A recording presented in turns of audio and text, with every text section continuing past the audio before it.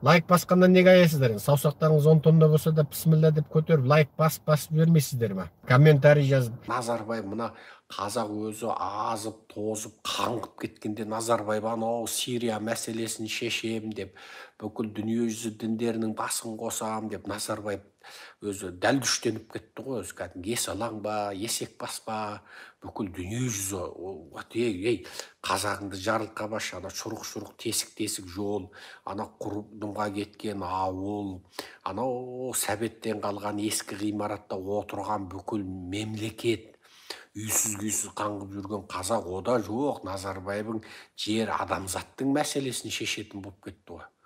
Қайта енді 1-2 жыл отырса Назарбаев бүкіл дүниежүзінің IT мамандарын шақыра ма, ғарышкерлерін шақырып, мына Марсқа көшу туралы конференция өткізуден ұялмайтын еді ше. Мына Марсқа қашан қоныс аударамыз деп атаң соны ойлап қиялдап кеткен ғой ол.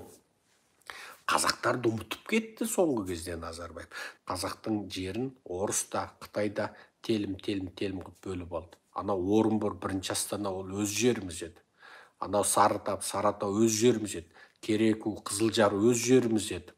Каспийдің арғы беті өз жеріміз еді. Омбы, Томск өз жеріміз еді.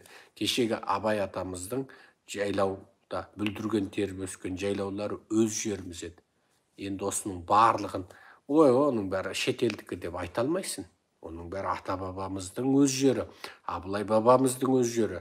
Мынау Шығыс Түркістанның жерін Қытай жаулап алған кезде сізден бізден ақыл сұраған жоқ, күшпен келіп жаулап алды.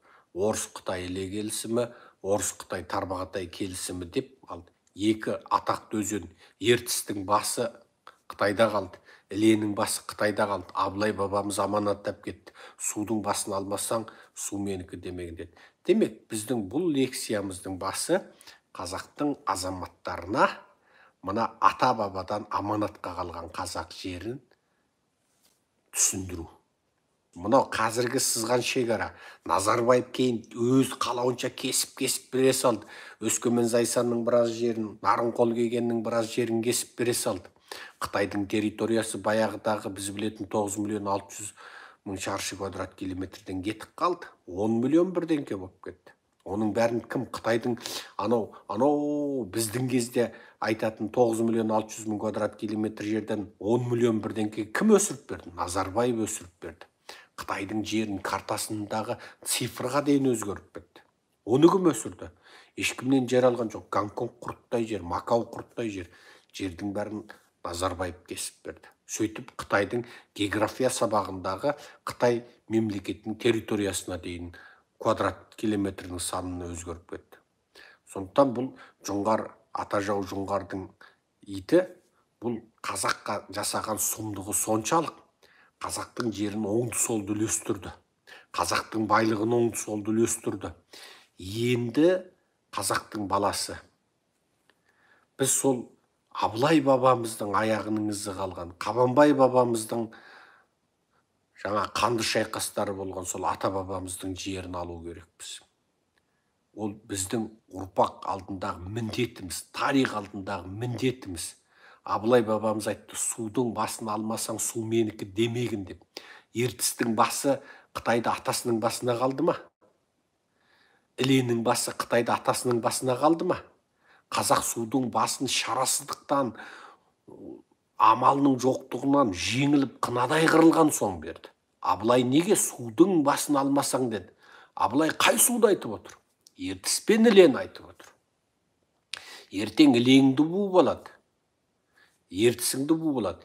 Ертісіңді буғанда бүкіл Өскемен Семейің қағыр апат болады. Іленіңді буғанда бүкіл мынау Алматың, Жаркентің, мына Қапшағайың, Балқашың бірақ апат құрынады. О кезде мына Аралдың солғаны, Аралдың сусызданғаны, оңтүстіктің құм басқаны, Қызылорданың құм басқаны деген жай ертегі сияқты болып қалады. Ана жер жәннаты Жетісуыңды бірақ құм басады. Соны біліп, анау әулие бабамыз Абылай судың басын алмасаң, су менікі демегін деп, соны Абылай айтып кетті. Неге? Дертпен айтып кетті. Ал бүгінгі мынау Құлғытанның тұқымдары Ол Қытайдың жері дейді. Өй, Қытай деген одан ары, анау Тибеттің ар жағында олар. Қазақтың шекарасы Тибетке дейін шектеседі. Тибеттің 6 тайпасының 2-і қазақ, сол кейін Тибеттесіп кеткен.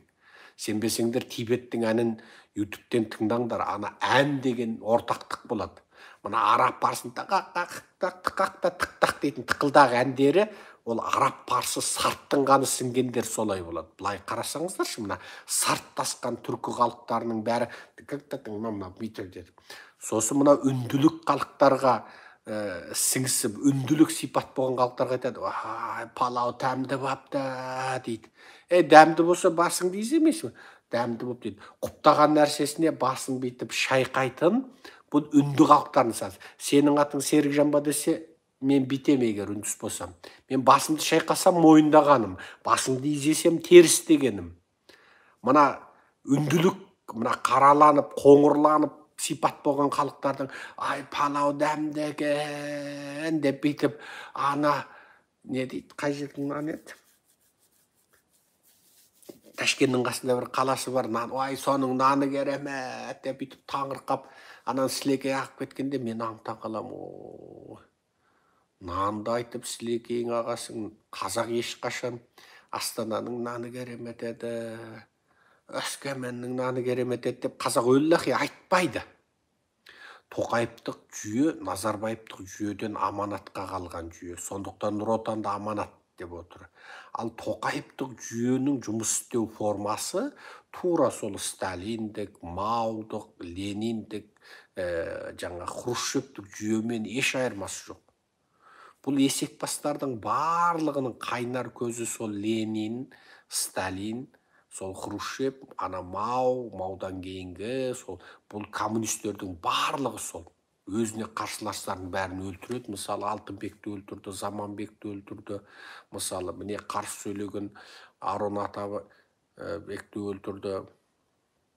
Арон Атабай кімді өлтірді? Дулат Ағаділді, оның ұлын өлтірді.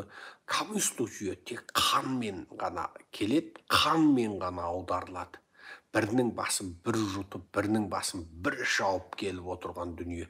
Бұларда жаңа батыстық демократия бойынша билік ауысу деген мүмкін емес. Мысалы, 100 мың халық ереуілге шығып, Лукашенконы кетіре алды ма? Жоқ. 100 мың халық ереуілге шығып, кімді кетіре алды ма? Жоқ. Мынау Тоқаевтық жүйе де сол. Тоқаевтық жүйе, Тоқаев ана тақты сіздер. Тоқаев кет, тойдың қой, шаршады ғана, сенің ол сөзіңнен кетпейді ол. Оны тек қана кәдімгі күшпен ғана кетіресіңдер, басқа амал жоқ. Сосын ол сен жаңағы, мына біздің қазақтар менің ең күйіп кететім соға. Мынандай болып жатыр, белсенділер қайда деп өткенде біреу Фейсбукке жазғанда әгім оқып алып, еңіреп жыладым ғой, белсенділер қайда дейді. Ананың өзімен қатысы жоқ екен. Белсенділердің шаруасы екен, жеке меншік.